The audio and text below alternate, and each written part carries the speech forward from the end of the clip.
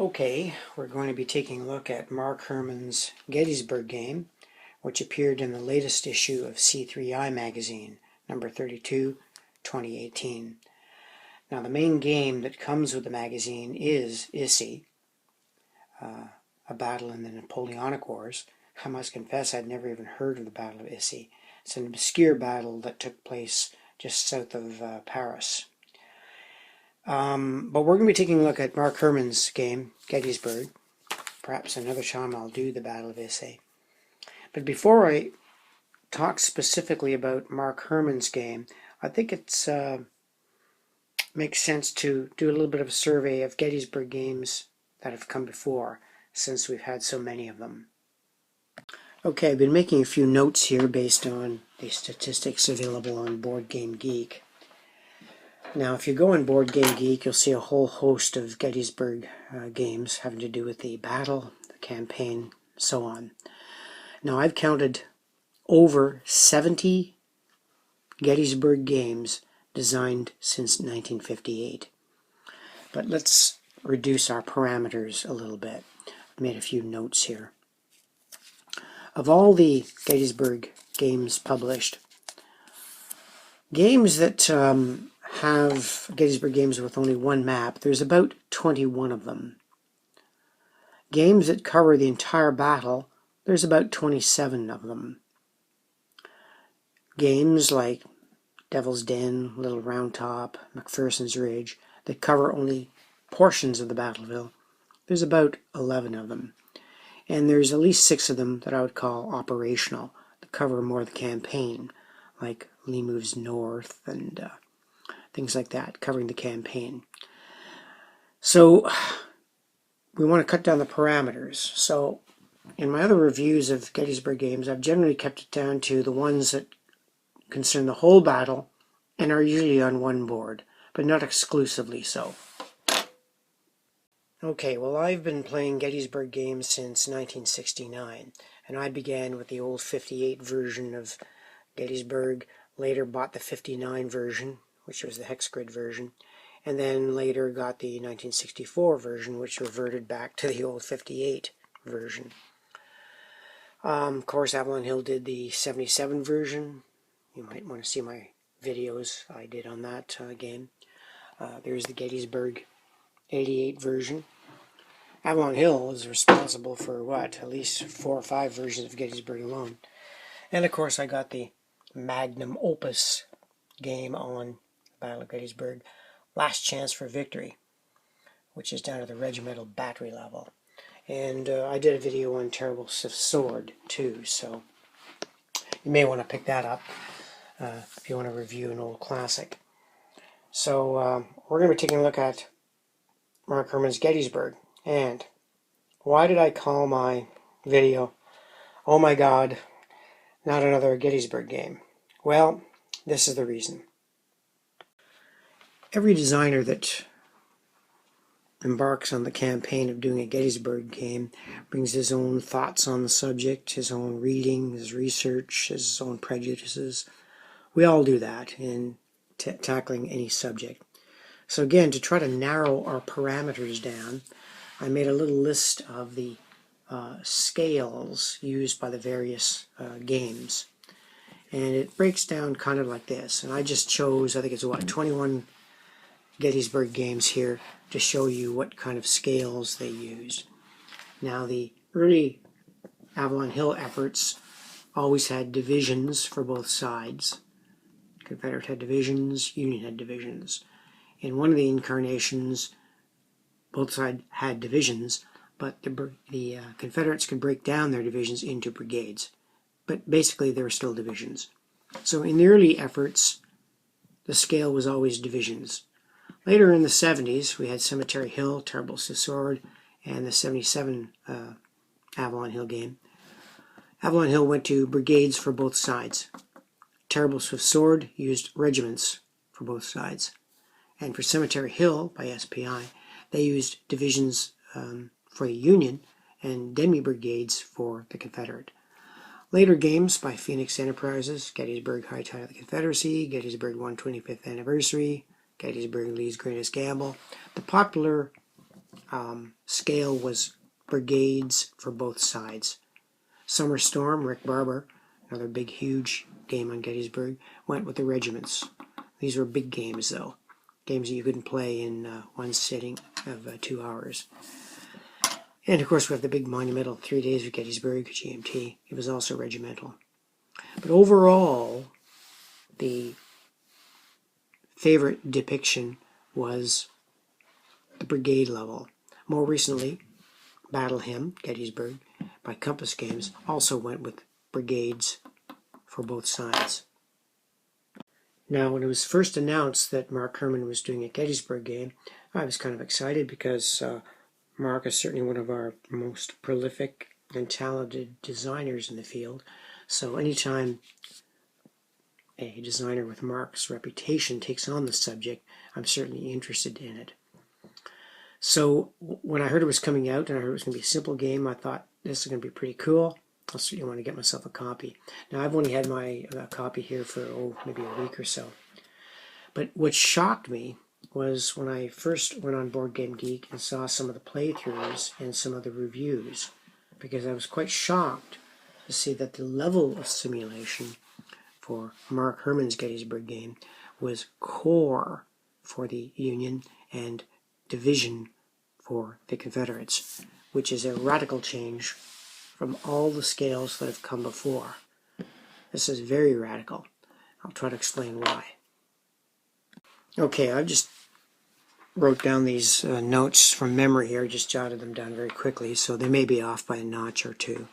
But this was the historical situation at Gettysburg. If you go to the brigade level, the Union brought about 53 brigades to Gettysburg, the Confederates 37. They brought 19 divisions. The Confederate had 9. The Union brought 7 corps to the battle, the Confederate 3.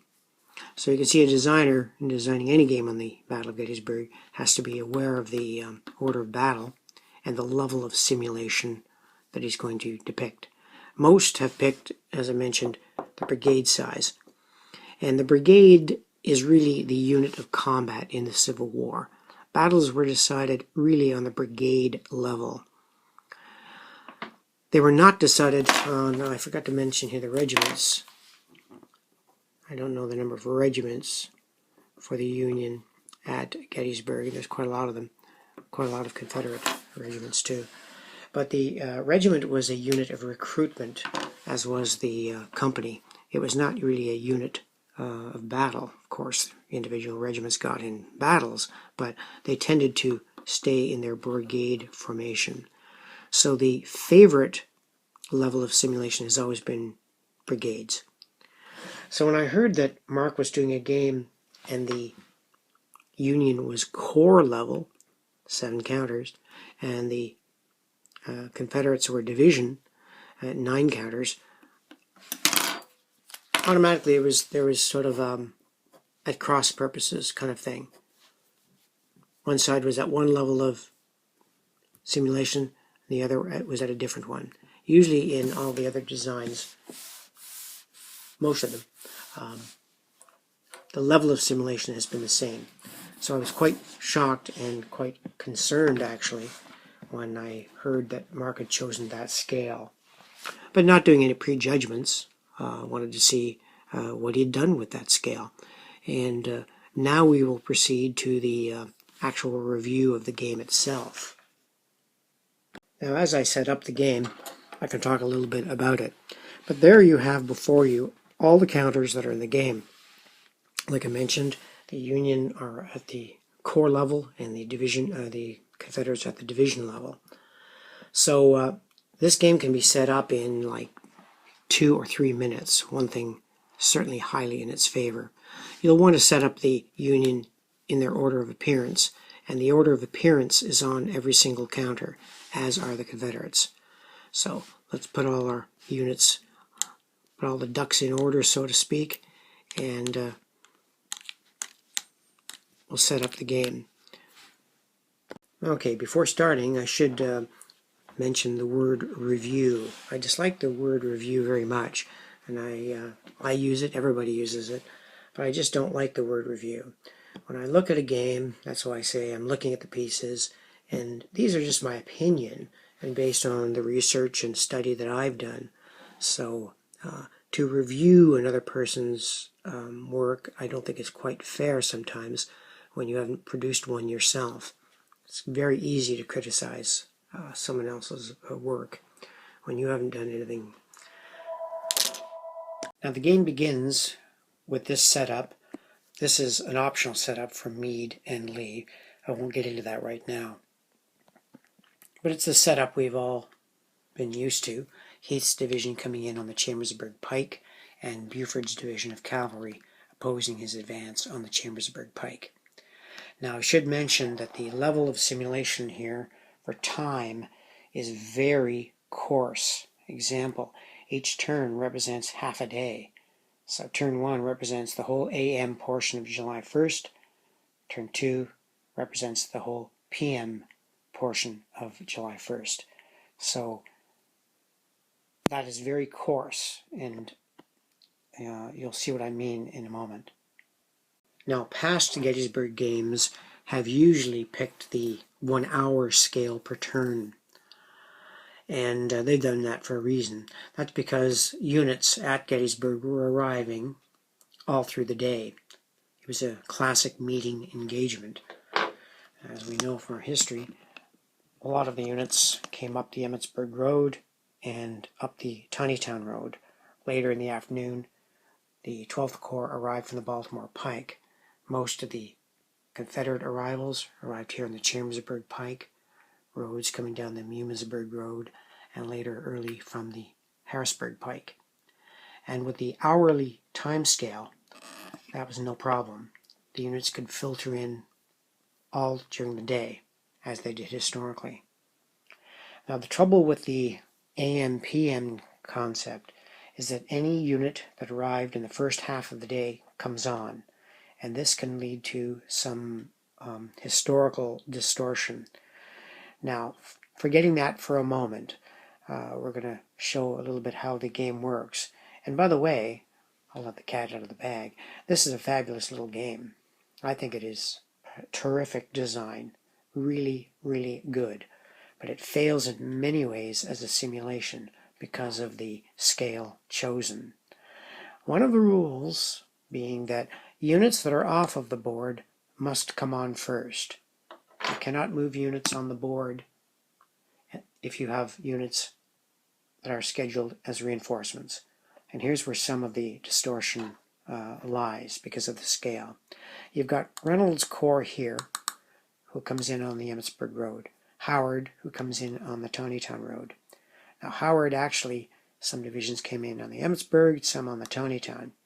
Nitpicking, but he did come on as a divided force.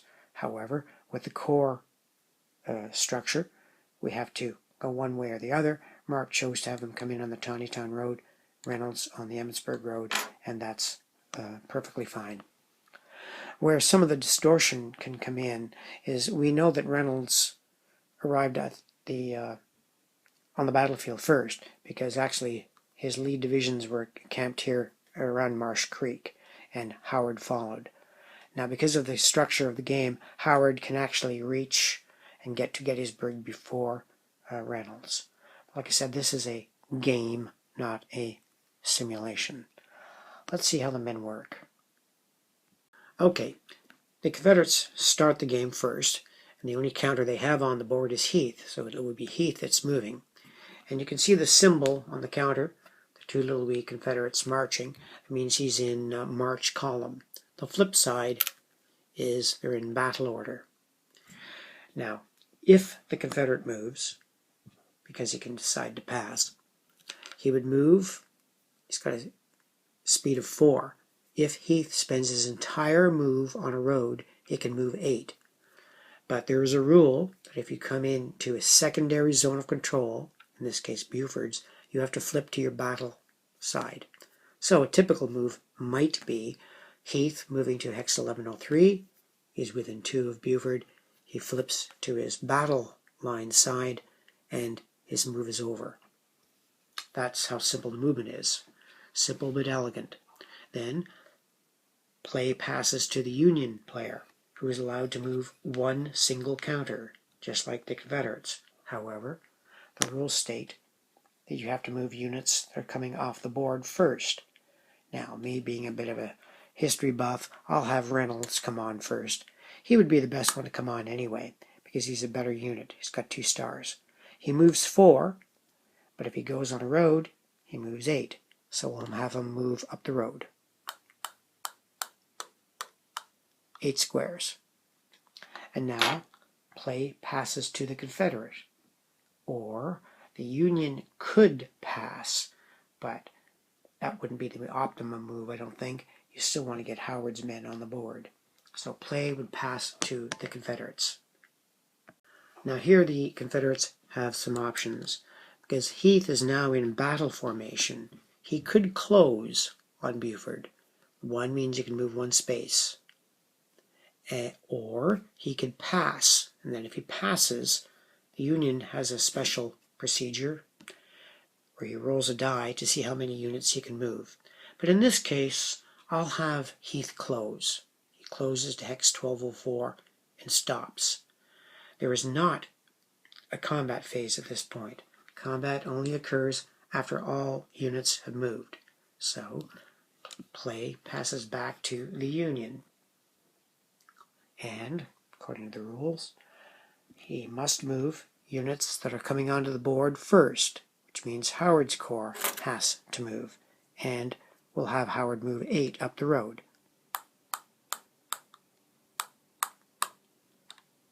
And there's Howard just south of Cemetery Hill. So you can see what I'm getting at a little bit. How Howard's corps is actually ahead of Reynolds, where historically he certainly trailed him. But that's neither here nor there. This is a simple game on Gettysburg, and a lot of fun to play. By the way, I played it last night with my girlfriend, and she loved it. She knows nothing about the Battle of Gettysburg, but we really enjoyed it. And I think she enjoyed it because she was rolling a lot of 6s. We'll get to that in a moment. Now that the Howard has moved, play passes to the Confederate. But the Confederate only has 1 unit left, and he really can't move, so he decides to pass. And when you pass your turn, the enemy player rolls 1 die. Here, we'll use a blue Union die. When play passes to the other player, he rolls 1 die and adds to that all the units that are not adjacent to an enemy unit. So in this case, I'll roll the die. The Union gets a 3. And he adds to that all the units that are not adjacent to the enemy, which in this case is Reynolds and Howard. So 2 plus 3, 5. He's going to have 5 actions. And they've provided this little wee action marker here. So we'll put it at 5. That means the Union player can move his units 5 times. Now I'll pick up the video after I've moved 5 times. Okay, if I've done this correctly, this is the situation after the Union have moved 5 times. Now during that movement, I had Howard and Reynolds come within 2 of Heath. Now I'll try to show now what should have happened. When you come within 2 of an enemy, you have to flip to your battle side. You might remember I mentioned that rule. And since Buford is beside an enemy unit, he must flip to his battle side. So that's the end of all Union movement. Now you would go to the combat phase. And in the combat phase, the Confederate player plays first. And combat, as always, 1 unit against 1 unit. Now in this situation, Heath is not in too enviable a position. This is because Reynolds, a 2-star unit, is on high ground. Buford's not on high ground, or pardon me, he is on high ground, and he's a 1-star, which means he'll be adding 2 to the dice plus his star, adding 3. Reynolds would be adding 4. So Heath is more or less being counterattacked by Buford and an entire corps. So already we're a little bit out of whack with history. But that's the way the game plays. It plays quite nice, actually. Once I get a bunch of counters down on here, we'll show you. So in this instance, I don't think Heath would want to engage with Buford or Reynolds. So combat would pass to the Union player. And I think in this case, it's quite safe that I think Reynolds could certainly attack Heath. He's got all the advantages. And here's where I can mention the artillery support rule, which is really cool. At the game, the beginning of the game, the Union starts with their artillery support at 14, and the Confederates start at 11. So Union does have artillery superiority, as they did in real life. Should you choose to use artillery superiority, you would move down your little artillery marker one notch. So 14 times in the game, the Union will be able to use artillery, in theory anyway, and Confederates 11. So in this case, Reynolds decides to attack Heath, and he decides to use artillery. So he takes his artillery and moves it down one notch. The Confederates, under Heath, knowing he's outnumbered, he decides, yeah, he'd better use artillery. So he brings his artillery down one notch. You now roll for what's called artillery superiority.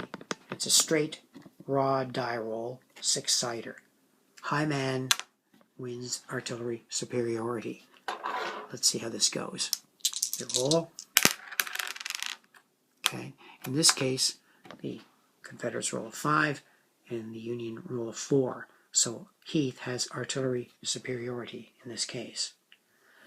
So now we proceed to the infantry combat. And the modifiers will be, Union are going to roll one 6-sided die and add 2 because they have 2 stars. Heath will roll a 6-sided die and add 2 because he has artillery superiority. And high man wins. Away we go, and let's see how the combat goes. Roll a dice. Okay, the Confederates roll 6. They're rolling nice dice today. 6 plus the artillery superiority 2 gives them an 8. Reynolds rolled a 2, adding the 2, 4. So we have a difference of 4 in the Confederates' favor. When you have a difference of 4, go to your chart. It says that Reynolds is blown. Blown means that you take your unit and put it on the turn record 2 turns later. 1, 2. So he'll have a chance to come back on the battlefield on July 2nd in the AM turn. Now that is a typical sequence for one turn in the game. Okay, I'm just setting up the game for the second turn, which is July 2nd, the PM turn. Now here's where the game gets a little wonky as to history, and I'll explain that fully. I've just set up the units here. The new units are coming onto the board. As mentioned before, most of the Confederates come in on the Chambersburg Pike. Rhodes comes in here on the Mimisburg Road, and we have Early way off there to the east coming in on the Harrisburg Road. Now in Mark's game, he's got Sickles coming in on the Tawnytown Road and Slocum, as he did historically, on the Baltimore Pike. And this is where I have some objections with some of the design decisions.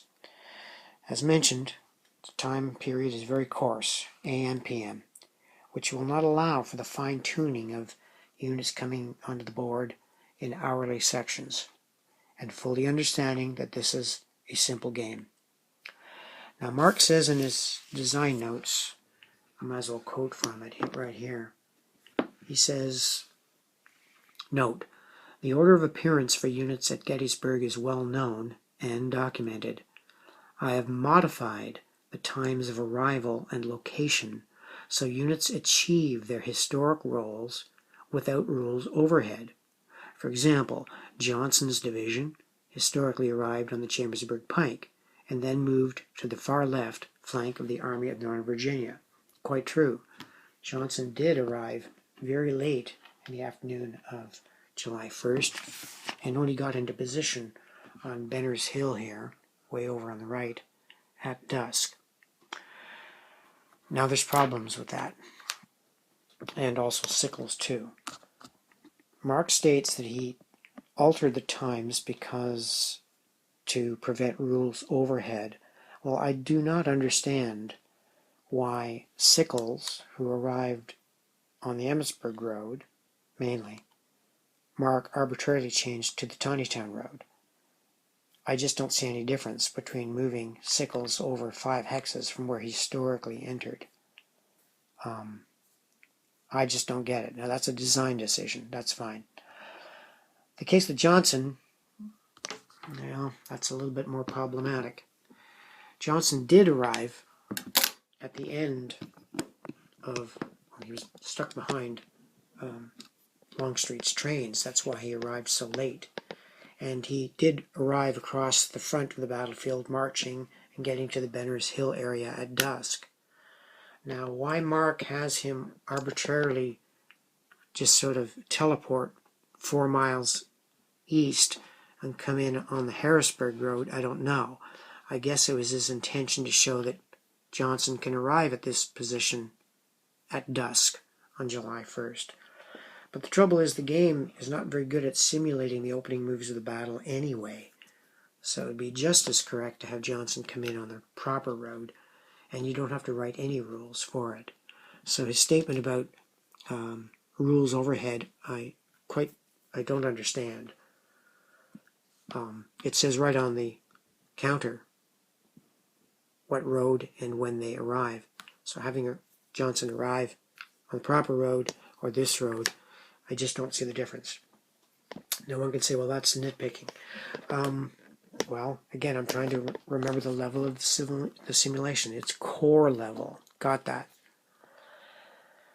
But with the AM, PM stuff, you've got some units arriving a little too early. For example, Sickles, which he has arriving in the PM port of July 1st, and Slocum, that's 2 corps, 2 entire corps, arrive a little on the early side, one might say. Now I'm going to try to show you some of the historical positions and show you why the game isn't the best at history. Now I'm sure a lot of you are quite familiar with the old fishhook position, they call it, that Meade had on the evening of July 1st. Keeping in mind, this is a simple game and it is at the core level, so you don't have a lot of room to put them in their exact positions. But this is generally how the line went on the evening of July 1st. The 1st and 11th Corps were up here in the Cemetery Hill region. Sickles had arrived from the Emmitsburg Road and was guarding the Union left flank. Slocum actually moved across and I think at midnight was in this vicinity. And Buford was way off to the left reconnoitering. Ultimately, he actually left the battlefield. The Confederates were in their position through the town and over to the Benner's Hill. Anderson in reserve here. Which isn't to say just because your game doesn't go the way history, the game is wrong. I'm not saying that at all. The game is absolutely wide open, which makes this a good game. I really like the game, and my girlfriend liked it a lot too. I certainly will play it again, and it's a nice little filler. You can play this in just, under 2 hours, I'm sure. What I am saying is that you can have a simple game and still get the history right. And I can't say that about this game. The history, some of the design decisions to me are kind of questionable. I think some of the corps come in too early, and where they come in is important. If that's not important to you, then ignore everything I've said. Like I said, this is just a great little game. Let's show you what happens when you get a bunch of units on the board. Okay, I've just done a random setup here of units. We'll just say it's the morning of July 2nd, and this is not the historical disposition. It's not even a typical game, just to show you how the men move. Now let's say it's the, notice, the men that are further than 2 squares away, what Mark calls the zone of influence, can be in their march mode. So Early and Johnson here are in their march mode, as are these Union Corps back here. Reynolds, we'll say he was in his battle mode because he was within 2 of Rhodes. Now the Confederate player begins the game. Let's say, for the sake of argument, we have Anderson move, and he's got 4 movement points. So he goes, let's say 1, 2. He's now entered the ZOI of Sickles and Buford. He must flip. His turn is now over. Let's say the Union decides to be in super defensive mode this time, and he decides to move Slocum. Remember, you can move 1 counter. He moves within 2 of Early. He must flip to his battle side. Now it's back to the Confederate player. Heath decides to move. He decides to go 1, let's say, 2. He's within 2 of Sickles. He flips to his battle side. Back to the Union. The Union now observes that, hey, maybe these divisions are trying to gang up on Sickles. So he decides to move Sykes. So he goes 1. Now he's within the 2 of Heath. He flips to his battle side. Back to the Confederates. And let's say the Confederates decide to attack all the way down the line, something that Lee was unable to do at the real battle. Let's say then Johnson moves. And Johnson goes 1, goes within 2 of Slocum, flips. Now it's the Union turn. Union still has Howard. Again, I don't know what the best move would be. Let's say Howard decides to go 1, 2, within 2 of Johnson, he flips. Now back to the Confederates. Let's say Early decides to move. He flips and closes to Slocum. Back to the Union. Now let's say, for the sake of argument and for this video, the Union decides now to pass, because we didn't show that in the first part. So the Union passes, and when you pass, the enemy rolls 1 die and then adds the number of units that are not in the zone of control of an enemy unit, and that's how many times he can move. So the Confederate rolls a die, he gets a 3. He adds 3 to the units that are not in his zone of control, which is 1, 2, 3. He's got 4 units. 4 plus 3 is 7. So he'd put the little marker here to show that he can move 7 times. And I'll pick up the video after the Confederate has moved 7 times. Alright, now there's the situation after the Confederate has moved 7 times. And we have a typical battle situation where we're engaging the enemy all down the line. And remember that combat goes back and forth, unit per unit. So let's just say Lee decides to have Anderson attack Sickles. This is a simple one. I should have put him to battle formation, by the way. Anderson will roll a die. No special mods. Sickles will roll a die. And the high man wins the battle. Let's see what they get. So Sickles rolls a die and Anderson. Okay, Sickles gets a 1 and Anderson gets a 4, which is a difference of 3. You check your table. There's a difference of 3. The unit is blown. So Sickles comes off of the board and is put on the turn record 2 turns later. Now in this case, Anderson could advance, but he's not in the zone of control of any enemy unit, and he decides to advance. Now it's the Union player's turn to do combat, and he decides to have Sykes go at it against Anderson here. Seems to be trying to outflank him. So Sykes will be rolling a die, raw die, and adding 1 to it. And don't forget about artillery superiority. We have to take that into account. Let's say both sides decide to use artillery in this case. We fight an artillery duel first. Blue and gray. Roll the dice. Union gets a 3. Confederates luckily get a 4, which means the Confederates in this instance have artillery superiority, so they will add 2 to the dice. And now we do the main combat. Sykes versus Heath. Sykes will be adding 1 to the dice because he's got a star, and Heath will be adding 2 because he's got artillery superiority. So Confederates get 3 plus 2 is 5, and Sykes gets 4 plus 1 is also 5. When it's a tie, 0, stalemate. And that's the way combat works. Back and forth, until nobody is in a zone of control. It's a simple but elegant little system. Okay, final words on Gettysburg. What do I think of it? I think of it as being a very great game, keeping in mind that Mark's goal was to create a simple game on the battle, much in the vein of what SPI did with Napoleon at Waterloo way back in 1972. And I think with this design he succeeded admirably. This is a simple, fun, great little game. You can set it up in less than 5 minutes. You can teach it in 10 minutes or less. I know I haven't shown you everything that's in the game in the video either, but it succeeds admirably as a fun little game on the Civil War. In many ways, it's superior, in my opinion, to Gettysburg 88, designed by Avalon Hill, which is also an introductory simple game. It's a tournament at Gettysburg, WBC, and I think this game also deserves to be a tournament. I wouldn't mind if this game replaced Gettysburg 88 as the tournament at WBC. That remains to be seen. Now, history, because that's kind of my thing. Is this a good game to simulate the Battle of Gettysburg? No, I'm afraid I can't give it very high on that because of some of the design decisions that Mark had to make it a simple game. I think it still could have been improved by having units come in on the proper roads and a little bit more carefully the times.